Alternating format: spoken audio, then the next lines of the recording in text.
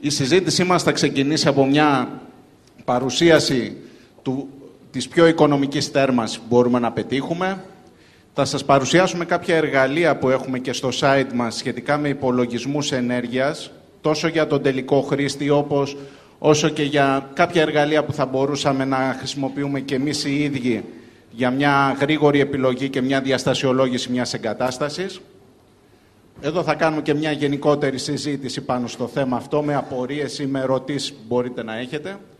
Και μετά θα προχωρήσουμε το θέμα μας με παρουσίαση των αντλιών θερμότητας που παρέχει η εταιρεία μας, είτε αυτές χωρίζονται σε DC inverter αντλίες θερμότητας, είτε σε αντλίες θερμότητας υψηλών θερμοκρασιών, καθώς και σε συστήματα παραγωγής ζεστού νερού χρήσης, που και αυτά έχουν αρχίσει να μπαίνουν όλο και πιο αποαιτητικά στο χώρο μας.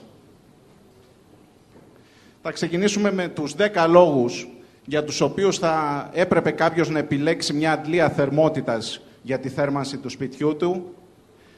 Και ξεκινάμε παρουσιάζοντας μια μελέτη που έκανε πέρυσι το Εθνικό Μετσόβιο Πολυτεχνείο, σύμφωνα με την οποία, όπως βλέπετε, η αντλία θερμότητας είναι η πιο οικονομική πηγή θέρμανσης αν αναγάγουμε σε ευρώ ανά κιλοβατόρα που χρειάζεται κάθε σπίτι. Με κορυφαίους φυσικά τους ηλεκτρικούς λέβητες, τους λέβητες πετρελαίου και τα τζάκια ανοιχτού τύπου που χρησιμοποιήθηκαν πολύ πέρσι το χειμώνα και δημιούργησαν ασύλληπτες συνθήκες σε όλη την Αθήνα. Όπως καταλαβαίνετε, όπως γίνεται απόλυτα κατανοητό από αυτό το διάγραμμα, ενός ανεξάρτητου και απόλυτα αξιόπιστου φορέα, μιλάμε για μια οικονομία της τάξης του 80% σε σχέση με οποιαδήποτε άλλη μορφή ενέργειας, χρησιμοποιώντας αντλίες θερμότητας για τη θέρμανση των κατοικιών μας. Συνεχίζοντας, ένας δεύτερος πολύ σημαντικός λόγος είναι ότι μπορούμε πλέον να χρησιμοποιούμε αντλίες θερμότητας, οι οποίες είναι πολύ εύκολες στην εγκατάστασή τους, δεν δημιουργούν ιδιαίτερα προβλήματα, μπορούν να αντικαταστήσουν λέβητες, δεν χρειάζονται μεγάλες αλλαγές στο εσωτερικό, μεγάλες ή ίσως και καθόλου αλλαγές στο εσωτερικό του σπιτιού και μπορούν να κουμπώσουν άνετα σε συστήματα που χρησιμοποιούσαν πριν, συστήματα με λέβητες πετρελαίου, όπως κατά κύριο λόγο ήταν οι κατοικίες όλες. Επίσης, το θέμα της συντήρησής τους το κόστος συντήρησής τους είναι πολύ χαμηλό έως μηδαμινό. Μπορούν να μας παρέχουν και θέρμανση αλλά και κλιματισμό, τα περισσότερα από τα μοντέλα, οπότε να καλύψουν και τις ανάγκες μας σε ψήξη και ταυτόχρονα όταν γίνεται ένα καινούριο σπίτι να αποφύγουμε και την εγκατάσταση κλιματιστικών για τους θερινούς μήνες. Έχουν τις δυνατότητες να μας προσφέρουν ζεστό νερό χρήσης όλο το χρόνο, χειμώνα, καλοκαίρι, με πολύ μεγάλη οικονομία, καμία σχέση με τους ηλεκτρικούς θερμοσύφωνες που χρησιμοποιούν πάρα πολλά σπίτια. Μπορούν να παρέχουν αυτονομία στα σπίτια, να εξαρτηθούμε από τις κεντρικές εγκαταστάσεις. Είναι απόλυτα φιλικές προς το περιβάλλον, χρησιμοποιούν οικολογικά ψυχτικά μέσα, δεν έχουν εκπομπές αερίων του θερμοκηπίου. Είναι ένας ακίνδυνος τρόπος θέρμανσης, δεν έχουμε εκρηκτικά αέρια ή γενικά αέρια που μπορεί να γίνουν επικίνδυνα για μια κατασκευή και απαιτούν ειδικά μέτρα ασφαλείας. Και τέλος, ίσως και το σημαντικότερο, το οποίο θα δούμε και παρακάτω με πολύ μεγαλύτερη λεπτομέρεια, είναι ο αρκετά μικρός χρόνος απόσβεσης που έχουν σαν μορφή επένδυσης. Εδώ βλέπουμε ένα παράδειγμα που έχουμε κάνει για μια κατοικία των 100 τετραγωνικών, που είναι ένας μέσος όρος κατοικιών, μπορούμε να πούμε, για την περιοχή της Αθήνας, βάσει της οποίας μπορούμε να δούμε ποιες είναι οι καταναλώσεις των διαφόρων τρόπων θέρμανσης, ξεκινώντας από τις αντλίες τύπου split, συνεχίζοντας τις inverter mini split, συνεχίζοντας στις inverter αντλίες θερμότητας αέρα νερού, στις αντλίες θερμότητας υψηλών θερμοκρασιών, λέβητες pellet φυσικού αερίου, θερμοπομπούς και καταλήγοντας στους λέβητες πετρελαίου. Εδώ γίνεται πάλι κατανοητή αυτή η διαφορά που μας έδειξε και το Πολυτεχνείο, ότι μιλάμε για μορφές εξοικονόμησης ενέργειας έως και πάνω από 80%. Άρα μπορεί να γίνει εύκολα αντιληπτό ότι το χρόνος της απόσβεσης μιας επένδυσης σε τέτοια μορφή ανανεώσιμης πηγής ενέργειας για τη θέρμανσή μας, όπως είναι τα mini split, τα inverter κλιματιστικά πλέον που υπάρχουν στην αγορά, όπως και οι inverter αντλίες θερμότητας, ο χρόνος απόσβεσής τους είναι πολύ γρήγορος. Εδώ πέρα θα θέλαμε να σας δείξουμε και άλλη μια σύγκριση. Επειδή πολύ ακούγεται το τελευταίο διάστημα σχετικά με τις αντλίες υψηλών θερμοκρασιών inverter ή on-off. Ότι πολλοί μου λένε και στο τηλέφωνο, εγώ θέλω αντλία υψηλών θερμοκρασιών. Τους λέω βεβαίως, εμείς διαθέτουμε τη σειρά της Technibel που μπορεί να μας δώσει μέχρι 65 βαθμούς. Και μου λένε, δεν θέλω on-off αντλία θερμότητας, θέλω inverter. Δεν είναι αντικονομική η on-off η αντλία θερμότητας. Εδώ έχουμε ένα σχετικά απλό παράδειγμα πάνω σε αυτό το θέμα. Έχουμε μια κατοικία στα 160 τετραγωνικά. Αυτή για να θερμανθεί χρειάζεται μια αντλία θερμότητας στις τάξεις των 16 κιλοβάτ περίπου. Δεν ξέρω αν συμφωνείτε. Λίγο πολύ σε υψηλών θερμοκρασιών θα επιλέγαμε μια τέτοια αντλία. Είτε ήταν Daikin, είτε ήταν Hitachi, άλλων εταιριών που έχουν τέτοιες inverter αντλίες θερμότητας. Το κόστος κτήσης και εγκατάστασης μιας τέτοιας αντλίας θερμότητας περίπου κυμαίνεται στα 8.500 με 9.500 ευρώ. Είναι ένα αντιπροσωπευτικό νούμερο που νομίζω ότι όλοι λίγο πολύ θα συμφωνήσουμε ότι εκεί λίγο πολύ θα κινηθεί η τελική εγκατάσταση. Λειτουργεί με ένα βαθμό απόδοσης στο 2,7, 2,8, ίσως και 2,9. Κάπου εκεί, σαν απόδοση. Άρα μας δίνει ένα κόστος ετήσιας λειτουργίας περίπου στα 890 με 900 ευρώ. Αντίστοιχα, αν επιλέξουμε για την ίδια κατοικία, μια αντλία υψηλών θερμοκρασιών Technibel, το κόστος της, μαζί με το κόστος εγκατάστασης, δεν θα ξεπεράσει τις 5.500 με 6.000 ευρώ για αυτή την εγκατάσταση. Ο βαθμός απόδοσης φυσικά είναι χαμηλότερος. Δεν λειτουργούμε το ίδιο με μια inverter αντλία θερμότητας, κυμαίνεται στο 2,2 με 2,3. Πάντα για 65 βαθμούς νερό προσαγωγής, που οι 65 βαθμοί είναι μια αποδεκτή θερμοκρασία για τα σώματα, έτσι κι αλλιώς και οι περισσότεροι τους Λέβητες σε μια τέτοια τάξη μεγέθους τους είχαν σεταρισμένους 65 με 70 βαθμούς Κελσίου.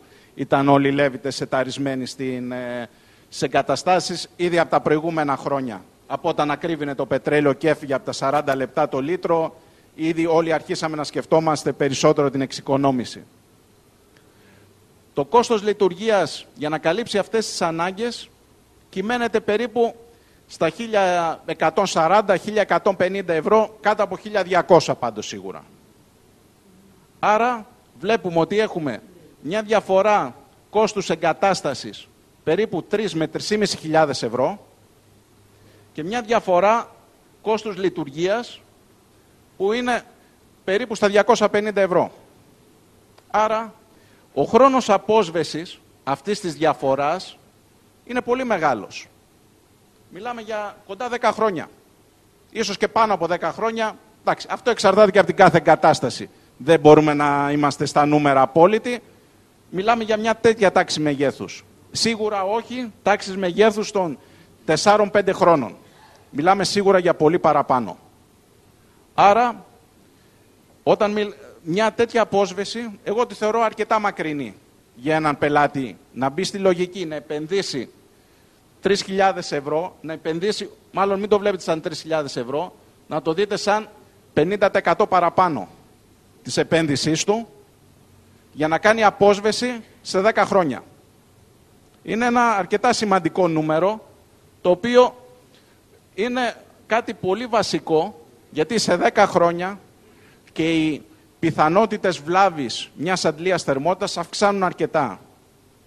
Και επίσης, οι πιθανότητες, το κόστος βλάβης μιας αντλίας θερμότητας inverter από το κόστος βλάβης μιας αντλίας θερμότητας on-off έχουν τεράστιες διαφορές που, ας πούμε, μια πλακέτα ενός inverter μηχανήματος μπορεί να φτάσει και τα 1.000 ευρώ ή τουλάχιστον μετά από μερικά χρόνια να είναι σε μια τέτοια τιμή. Το κόστος μιας πλακέτας για ένα on-off μηχάνημα δεν θα ξεπεράσει τα 100 ευρώ και θα είναι διαθέσιμο σε πολύ μεγάλο βάθος χρόνου. Μαζί μας είναι και πολλοί παλιοί ψυχτικοί που φτιάχνανε μηχανήματα και μόνο με ρελέ και λειτουργούσαν τους αυτοματισμούς που μπορεί να λειτουργήσει μια on-off αντλία θερμότητας. Άρα, εδώ βλέπουμε πόσο πιο απλό είναι και σε βάθος χρόνου η υποστήριξη ενός τέτοιου μηχανήματος. Το οποίο πάλι θα πρέπει να το λάβουμε, να το δώσουμε στον πελάτη να το καταλάβει, ότι πρέπει να το λάβει και αυτό υπόψη του, γιατί μπορεί μια high-tech αντλία, να το πω έτσι, την inverter, να είναι πολύ εντυπωσιακή στις πλακέτες της, αλλά θα πρέπει ταυτόχρονα να δει κατά πόσο είναι υποστηρίξιμη από τον ίδιο ή από τους τεχνικούς που θα κληθούν να την υποστηρίξουν αυτή στο μέλλον. Όταν πολλοί από εμάς βλέποντάς την και μόνο φοβόμαστε να την ακουμπήσουμε και να κάνουμε μια παρουσίαση των αντλιών θερμότητας που προσφέρει η εταιρεία μας. Πρώτα απ' όλα μιλάμε για τις αντλίες DC Inverter της σειράς Vario, που ξεκινάνε από τα 6 kW μέχρι τα 16. Όλα τα μοντέλα διατίθεται και σαν μονοφασικά, αλλά και τα τρία μεγάλα μοντέλα, των 12, 14 και 16 kW, προσφέρονται και σαν τριφασικά μοντέλα. Και αυτός είναι κυρίως ο λόγος ότι με τα μεγάλα μοντέλα έχουμε θέματα παροχών στα σπίτια. Χρειάζονται αρκετά μεγάλες ασφάλειες, τις οποίες τις περισσότερες φορές η ΔΕΗ δεν τις διαθέτει στα σπίτια. Επίσης, η δεύτερη σειρά είναι οι αντλίες υψηλών θερμοκρασιών που ξεκινήσαμε την κουβέντα από πριν, της εταιρείας Technibel, την οποία αντιπροσωπεύουμε από πέρυσι, και οι οποίες μπορούν να μας δώσουν θερμοκρασίες νερού μέχρι 65 βαθμούς Κελσίου. Αυτές διατίθενται σε δύο στην ουσία μοντέλα, ένας με απόδοση των 14 kW, με μονοφασικό ή τριφασικό μοντέλο, ανάλογα με την παροχή του ρεύματος, και ένα με απόδοση 20 kW, φυσικά και μόνο τριφασικό.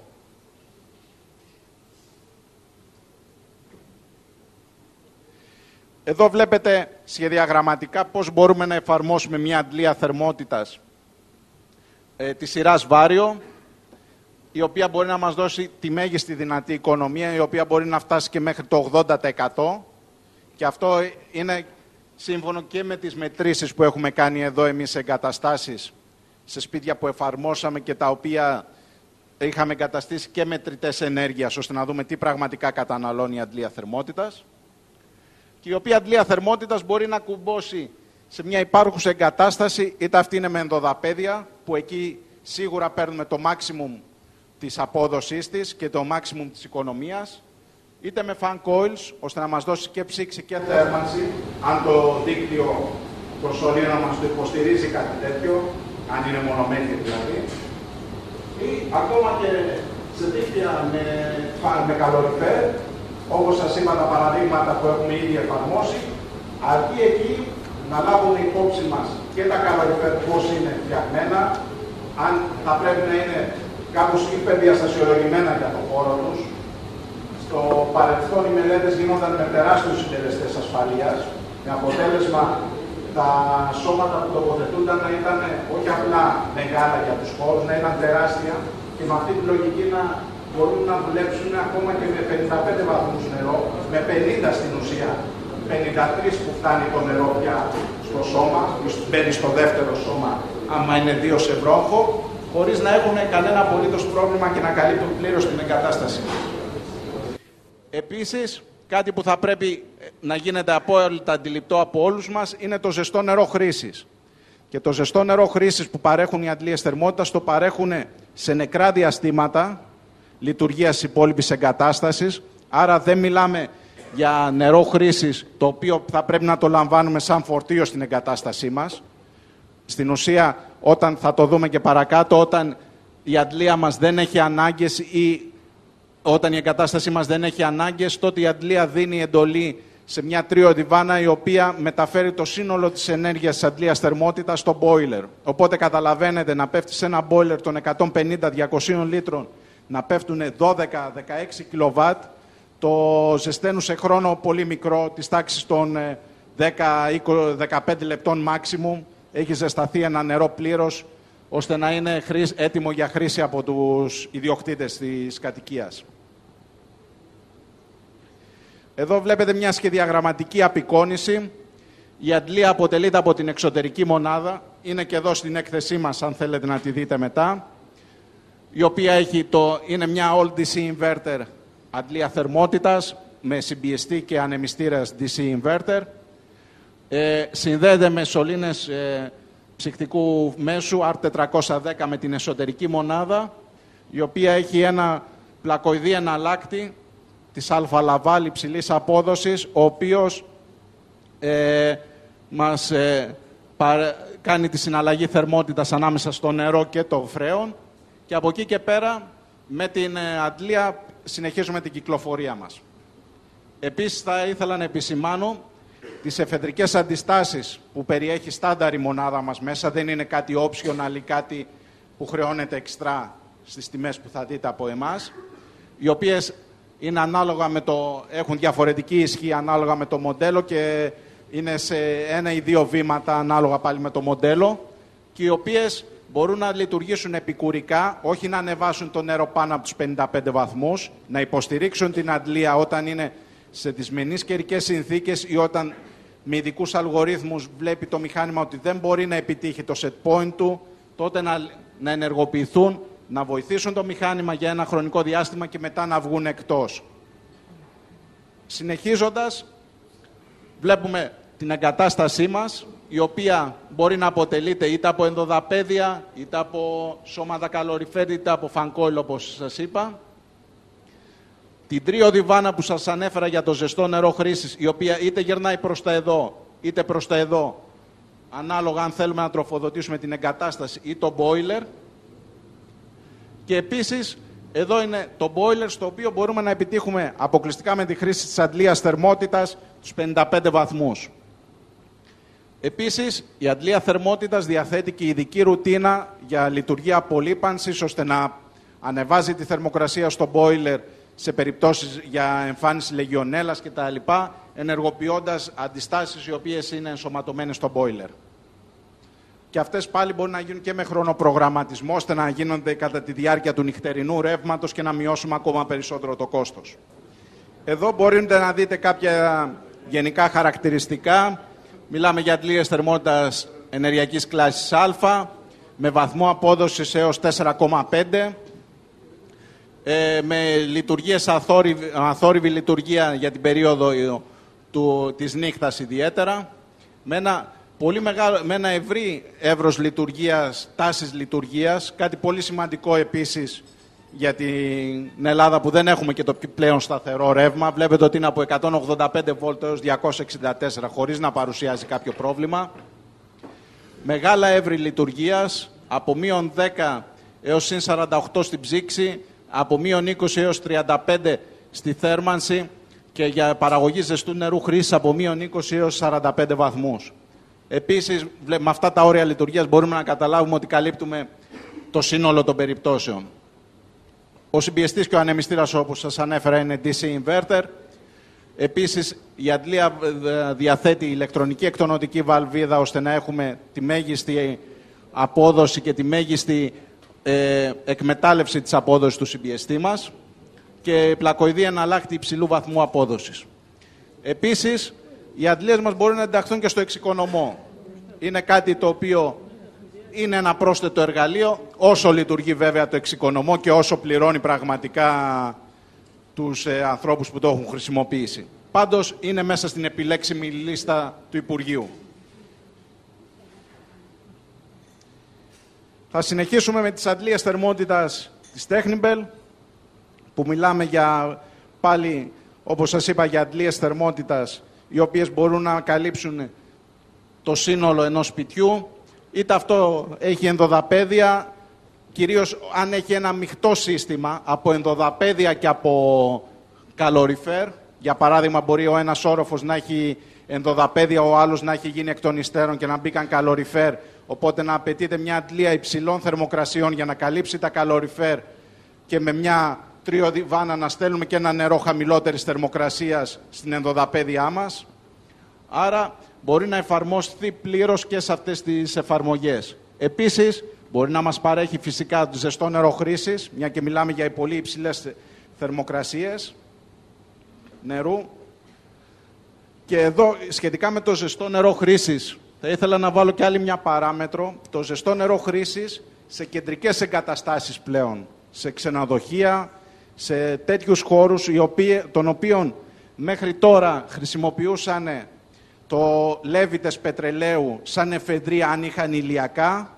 Εδώ θα μπορούσαν να μπουν κατευθείαν στη λογική της αντλίας θερμότητας, χωρίς να προχωρήσουν σε καμία απολύτως αλλαγή των boiler που χρησιμοποιούσαν μέχρι τώρα, γιατί μιλάμε για αντλίες που παρέχουν αρκετά υψηλών θερμοκρασιών νερό, οπότε είναι σχεδόν συμβατές με τις θερμοκρασίες των λεβίτων, οπότε άνετα μπορούν να ενωθούν με τα υπάρχοντα boiler της εγκατάστασης και να μειώσουμε κατά πολύ το κόστος της εγκατάστασης και να καλύψουν τις ανάγκες μας, επειδή και τα περισσότερα ξενοδοχεία στην Ελλάδα είναι καλοκαιρινά ξενοδοχεία, που οι βαθμοί απόδοσης των αντλιών κατά την καλοκαιρινή περίοδο ανεβαίνουν κατά πολύ, άρα να δουλέψουν πολύ οικονομικά και να παρέχουν στους χρήστες, στους ξενοδόχους, μια τεράστια εξοικονόμηση ενέργειας. Γιατί το κεφάλαιο ζεστά νερά χρήσης σε ένα ξενοδοχείο είναι από τα σημαντικότερα έξοδα του ξενοδοχείου, τα έξοδα λειτουργίας του ξενοδοχείου. Επίσης, και εδώ θα δείτε το πολύ μεγάλο εύρος θερμοκρασιών. Είναι αυτό που σας ανέφερα, ότι είναι σχεδιασμένες για πολύ ψυχρότερα κλίματα από τα δικά μας. Τους μείον 16 βαθμούς έως συν 43, ώστε να μπορούν να παρέχουν και το ζεστό νερό χρήση το καλοκαίρι. Είναι μονομπλοκ σχεδιασμού, διαθέτουν ενσωματωμένη αντλία και διαφορικό πρεσοστάτη στο εσωτερικό τους, με αρκετά υψηλό διαθέσιμο μανομετρικό της αντλίας, ώστε να μην χρειάζεται, να μην δυσκολεύεται να καλύψει τις ανάγκες των εγκαταστάσεών μας, χωρίς να χρειάζεται την προσθήκη άλλων δεύτερης αντλίας να δουλέψει παράλληλα. Επίσης, οι μονοφασικές οι αντλίες έχουν σύστημα soft starter, ώστε να μειώνουν το ρεύμα κινήσεως του μηχανήματος που μπορεί να μας τινάξει κατά κάποιο τρόπο την εγκατάσταση, άμα είναι λίγο οριακό το παροχικό μας ρεύμα. Ο συμπιεστής που χρησιμοποιούν μέσα οι αντλίες θερμότητας είναι της Copeland, του μεγαλύτερου κατασκευαστή scroll συμπιεστών παγκοσμίως, που κάνουν ένα διπλό ψεκασμό στην ουσία. Τα αέρια της κατάθλιψης ξαναπερνάνε σε δεύτερη βαθμίδα μέσα από το συμπιεστή και αυτό είναι που μας δίνει τη δυνατότητα να ανέβουμε σε τόσο υψηλές θερμοκρασίες και να μας παρέχει νερό να φτάνουν σε θερμοκρασίες πάνω από 80 βαθμούς την κατάθλιψη, ώστε να μας παρέχουν δυνατότητα να έχουμε νερό πάνω από έως 65 βαθμούς. Και επίσης υπάρχουν και προαιρετικός κεντρικός ελεγκτής, ο οποίος μπορεί να ελέγξει ζώνες, τρίοδες και τα λοιπά της εγκατάστασής μας, όπως επίσης υπάρχει και η δυνατότητα διασύνδεσης με BMS σύστημα, μέσω πρωτοκόλλου Modbus, ώστε να γίνεται ένας κεντρικός έλεγχος της αντλίας μας, ιδιαίτερα αν μιλάμε για αντλίες που είναι τοποθετημένες για ζεστά νερά χρήση σε ξενοδοχεία. Και όπως σας είπα, οι αντλίες κατασκευάζονται στη Γαλλία ή στην Ιταλία, που είναι τα εργοστάσια της Technibel, άρα είναι απόλυτα ευρωπαϊκές αντλίες, με την τεχνογνωσία που είχαν οι Δυτικοευρωπαίοι στην αντλία θερμότητας πολλά χρόνια πριν τους Ιαπωνέζους και τους Κινέζους. Οι αντλίες θερμότητας χρησιμοποιούνταν στην Ευρώπη για την θέρμανση των κατοικιών. Εδώ έχουμε μια σχεδιαγραμματική ανάλυση, ώστε να δείξουμε πόσο απλό μπορεί να γίνει ένα σύστημα αντλιών θερμότητας, που να κουμπώσει ένα σύστημα καλοριφέρ, είτε αυτό είναι πολυζωνικό, είτε ό,τι άλλο. Εδώ είναι ένα πολύ απλό παράδειγμα, που μπορεί να καλύψει διάφορες ζώνες με έναν υδραυλικό διαχωριστή και ένα δοχείο αδρανείας, το οποίο μπορούμε να τοποθετήσουμε είτε στην επιστροφή της αντλίας, είτε στην προσαγωγή της, ανάλογα, ώστε να έχουμε έτοιμο νερό ανά πάσα στιγμή, να καλύψει τις ανάγκες και τις απότομες μεταβολές φορτίου που μπορεί να έχουμε σε μια κατοικία, άμα δεν μιλάμε για μια συνεχόμενη λειτουργία της κατοικίας σε θέρμανση. Όπως επίσης μπορούμε άνετα να τις χρησιμοποιήσουμε και με fan coils, ώστε να ενισχύσουμε κάποιους χώρους που δεν είναι αρκετά τα σώματα που έχουμε. Με ένα fan coil μπορούμε να ανεβάσουμε κατά πολύ την κάλυψη του χώρου και να λειτουργήσουν πολύ άνετα, χωρίς κανένα απολύτως πρόβλημα. Παρακάτω βλέπετε και μικρότερες συσκευές για παραγωγή ζεστού νερού χρήσης. Είναι οι δύο σειρές, η πρώτη της εταιρείας Inventor με η σειρά DHWC, η οποία διατίθεται σε διαθέτει δύο εξωτερικά μηχανήματα, όπως είναι αυτό εδώ, το οποίο, για να το πούμε απλά, σκεφτείτε ένα 18, το οποίο από πάνω του έχει τον εναλλάκτη και την αντλία, ώστε να μας ζεσταίνει το ζεστό νερό, το οποίο μετά θα συνδέσουμε με το boiler. Είναι με δύο μηχανήματα στα 3,8 και 5 κιλοβάτ. Ο βαθμός απόδοσης είναι αρκετά υψηλός, είναι της τάξης του 3,7, οπότε καταλαβαίνετε πόσο εξοικονόμηση ενέργειας πετυχαίνουμε. Πολύ μεγάλο εύρος λειτουργίας. Το νερό μας μέσα στο boiler μπορεί να φτάσει μέχρι τους 60 βαθμούς, γιατί μιλάμε για μηχανήματα με ψυχτικό μέσο R134, το οποίο μπορεί να ανέβει σε πολύ υψηλότερες θερμοκρασίες από ότι τα υπόλοιπα ψυχτικά μέσα.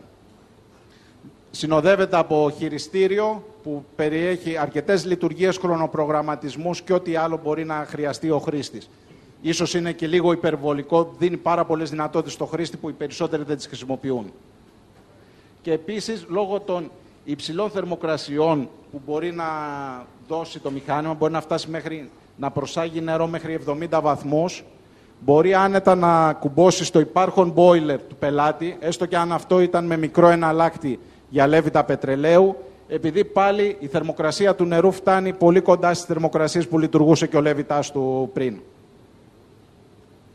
Η δεύτερη επιλογή μας είναι η σειρά το μηχάνημα της Technibel, η σειρά Liberty, είναι αυτό που βλέπετε και εδώ πέρα. Είναι μια compact αντλία θερμότητας. Πάνω από την μπλε λωρίδα και πάνω είναι το ψυχτικό συγκρότημα με το συμπιεστή, τον εξατμιστή του και τις εκτονωτικές διατάξεις, και είναι απευθείας συνδεδεμένο με το boiler, με τον εναλλάκτη του boiler, το φρέον το οποίο κυκλοφορεί μέσα στο νερό. Άρα μιλάμε πάλι για ένα σύστημα πλήρως, το οποίο είναι εσωτερικής τοποθέτησης, αν έχουμε ένα μεγάλο λεβιτοστάσιο μπορούμε να το λειτουργήσουμε και όπως είναι, αλλιώς θα χρειαστεί είτε δύο εύκαμπτα είτε κάποια Φι 150 σταθερούς αγωγούς, ώστε να επικοινωνήσει με το εξωτερικό περιβάλλον. Η χωρητικότητά του είναι στα 300 λίτρα και αυτό λειτουργεί με ένα ανάλογο βαθμό απόδοσης.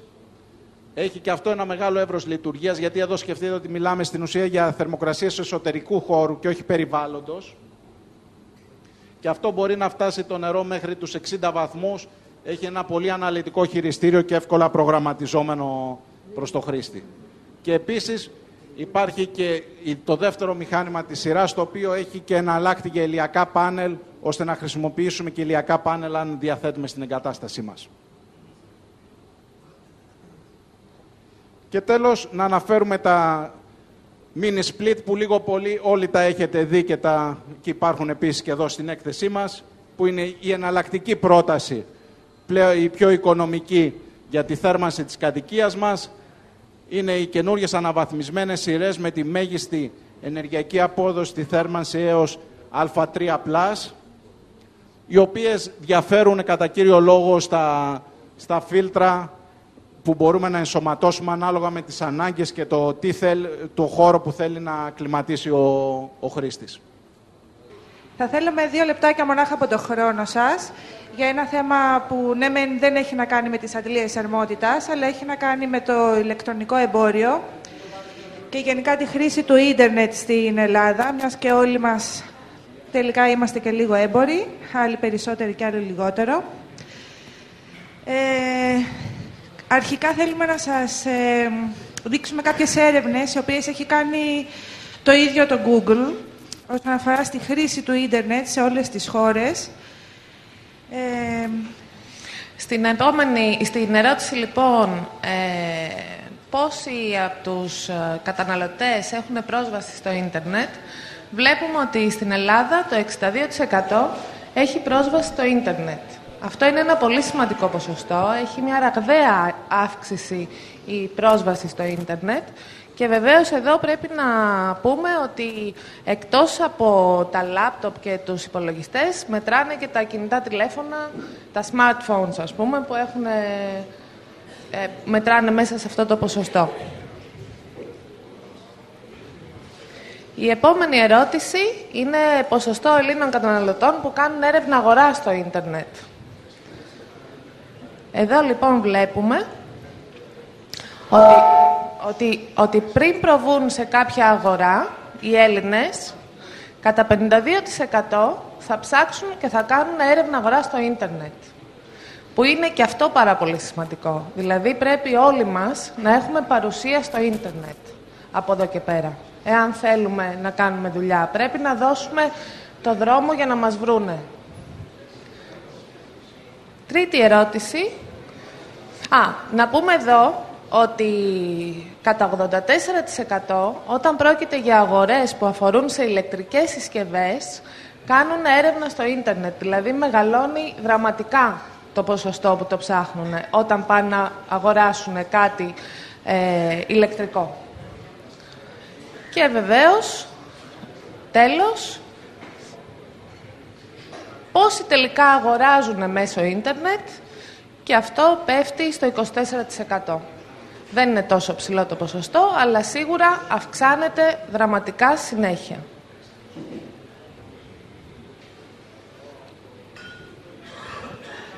Με λίγα λόγια, όλα αυτά που θέλουμε να σας πούμε είναι ότι το ίντερνετ στην Ελλάδα έχει αρχίσει να αυξάνεται δραματικά. Είναι στη ζωή όλων των Ελλήνων καταναλωτών, γι' αυτό θα πρέπει να γίνει και εργαλείο για εμάς, που θέλουμε να πουλήσουμε και να προσελκύσουμε τους Έλληνες καταναλωτές, μιας και έτσι κι αλλιώς οι πωλήσεις είναι δύσκολες αυτό τον καιρό. Μέσα από το ίντερνετ μπορούμε να βρούμε πελάτες, ο κόσμος μπορεί να μας βρει και υπάρχουν πάρα πολλοί τρόποι για να φτιάξουμε ηλεκτρονικά καταστήματα, να προωθήσουμε τα εμπορεύματά μας, να τα διαφημίσουμε. Η εταιρεία μας γενικά έχει δώσει πάρα πολύ βάση στο ίντερνετ. Κάνουμε συνέχεια διαφημίσεις σε διάφορα site. Ανακοινώνουμε άρθρα κλιματισμού σε ηλεκτρονικές εφημερίδες όπως είναι το Newslight και το T-Life, ενημερώνοντας τον Έλληνα καταναλωτή. Επίσης, συνεχόμενη διαφήμιση και της εταιρείας μας σαν κλιματιστικά inventor, διαφημίζοντας τα κλιματιστικά μας, αλλά και συνεργατών μας, στο Scrooge, που είναι ένα εργαλείο που οι Έλληνες καταναλωτές το χρησιμοποιούν πάρα πολύ για να συγκρίνουν τιμές εμπορευμάτων. Επίσης, το Best Price. Και σαν ένα πάρα πολύ χρήσιμο εργαλείο που το χρησιμοποιεί πάρα πολύ ο κόσμος για να βλέπει τις μετεωρολογικές συνθήκες, που είναι το μετεό. Για όλους αυτούς τους λόγους, η επισκεψιμότητα στο site μας έχει αυξηθεί κατά 104% σε μοναδικούς χρήστες.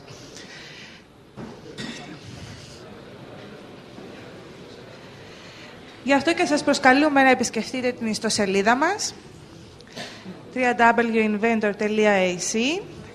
Έχουμε αρχίσει και την παρουσία μας στο Facebook, όπου θα γίνονται κάποιοι διαγωνισμοί, ενημερώσεις προς τους καταναλωτές λιανικής, και φυσικά μπορείτε να κατεβάσετε και όλα μας τα έντυπα. Για να κλείσουμε λοιπόν, το επόμενό μας σεμινάριο θα αφορά στον κλιματισμό και στο ηλεκτρονικό εμπόριο. Όποιος θέλει να παρευρεθεί θα δηλώσει συμμετοχή φυσικά. Και από αύριο στην ιστοσελίδα μας τα νέα θα μπορείτε να βρείτε όλο το υλικό της παρουσίασης που είδαμε σήμερα, καθώς και ένα πάρα πολύ ενδιαφέρον βιβλίο που έχουν γράψει η Greek Internet Marketing, μια εταιρεία που προσφέρει γνώση πάνω στο ηλεκτρονικό εμπόριο και στο marketing μέσω του διαδικτύου. Εκεί, για όσους ενδιαφέρονται να το διαβάσουν και να μάθουν πολύ σημαντικά πράγματα, λεπτομέρειες και ό,τι χρειάζεται για να κατασκευάσουν μία ιστοσελίδα και να την προωθήσουν. Επίσης, να ξέρετε ότι είμαστε πάντα στη διάθεσή σας, οτιδήποτε χρειαστείτε, με υλικό, με συμβουλευτική, με οτιδήποτε. Αν θέλετε να κάνετε κάτι, να επικοινωνήσετε μαζί μας και εμείς θα είμαστε δίπλα σας να σας βοηθήσουμε.